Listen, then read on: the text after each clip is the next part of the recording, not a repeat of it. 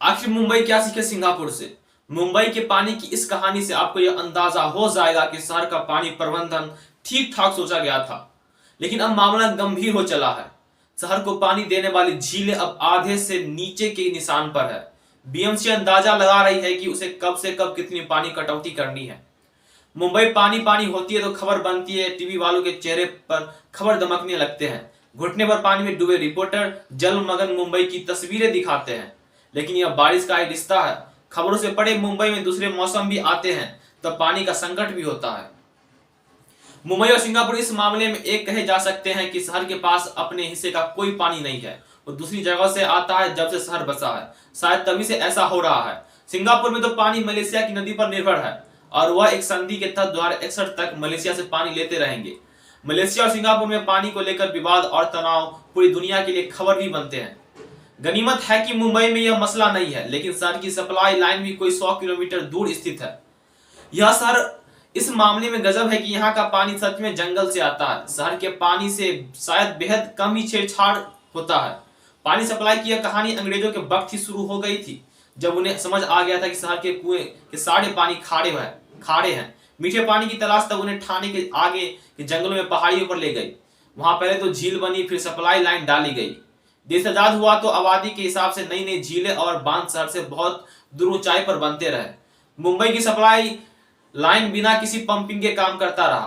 पहाड़ से पानी गुरुत्वाकर्षण के हिसाब से शहर में आ जाता है। आबादी बढ़ने के साथ साथ कुल जमा 7 झीलें से पानी शहर में आने लगा। एक बड़ी चुनौती दक्षिणी मुंबई को उस पाइपलाइन से भी जोड़ने की थी जो अंग्रेजों के वक्त डाली गई थी। पाइप ज्यादातर लोहे के थे, जब तब फटने लगे और चुनौती उसे सुधारने की आने लगी। शहर ने अब उस समस्या से भी निजात पा ली है। शहर के अंदर ही अंदर सैकड़ों किलोमीटर की लाइन बिछा दी गई है जो सीधे बांधों से जुड़ी है। मुंबई में पानी कितना मिलेगा, इसका सीधा रिश्ता मानसून से है। मुंबई के पानी की इस कहानी से आपको यह अंदाजा हो जाएगा कि शहर का पानी प्रबंधन ठीक ठाक सोचा गया था, लेकिन अब मामला गंभीर हो चला है। शहर को पानी देने वाली झीलें अब आधे से नीचे के निशान पर है। बीएमसी अंदाजा लगा रही है कि उसे कब से कब कितनी पानी कटौती करनी है। मार्च के पहले हफ्ते से यह कटौती लग जाएगी। ऐसा नहीं कि शहर ने पहले कटौती नहीं देखी है। कहानी में पेचीदगी इसलिए भी ज्यादा है क्योंकि सारे मौसम विज्ञानी कह रहे हैं कि गर्मी बढ़ती रहेगी और पानी की कमी बढ़ेगी। 2022 से बीएमसी ने एक बड़ी योजना बनाई जिसमें उसने सबको पानी देने का वादा किया था। इस वादे के हिसाब से उसने अब तक अपनी नीतियां नहीं बनाई। सिंगापुर के सामने भी एक वक्त ऐसा ही संकट था। उससे निपटने के लिए उसने बड़े पैमाने पर रिसाइकिल वाटर प्लांट बनाए। यह यात्रा सिंगापुर के लोगों के लिए भी बड़ी रही। पानी रिसाइकिल की टेक्नोलॉजी लाने के बाद सिंगापुर के सामने भी संकट था कि कैसे लोगों को इसके लिए तैयार किया जाए। इस समस्या से निपटने के लिए सिंगापुर सरकार ANI वाटर प्लांट लेकर आई। यह ब्रांड रिसाइकिल पानी का है। लोगों को समझाया गया कि संकट बड़ा है और यही एक विकल्प है। अब सिंगापुर में रिसाइकिल वाटर पीने योग्य है। कमी और कटौती के हालात में इस पानी को सामान्य पानी के साथ मिलाकर लोगों के घरों तक पहुंचाया जाता है। ज्यादातर कूलिंग प्लांट इसी पानी के सहारे हैं। उद्योग धंधे को तो सामान्य पानी दिया ही नहीं जाता, उन्हें रिसाइकिल पानी का इस्तेमाल करना होता है। मुंबई में वाटर ट्रीटमेंट प्लांट पानी का इस्तेमाल बहुत कम हो रहा है।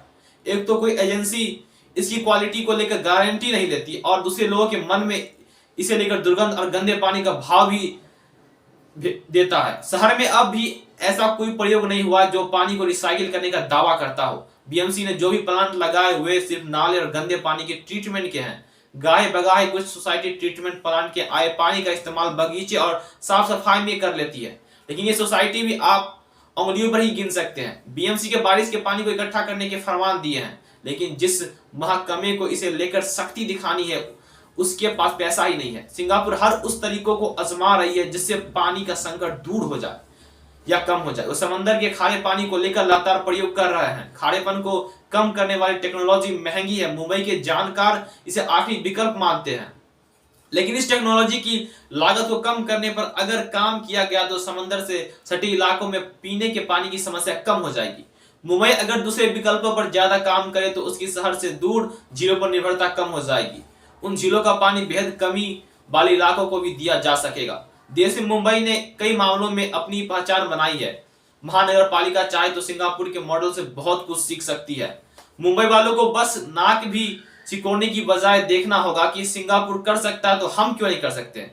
धन्यवाद। ऐसे ही जानकारी पूर्ण सूचना प्राप्त करने के लिए हमारे चैनल से जुड़े रहें।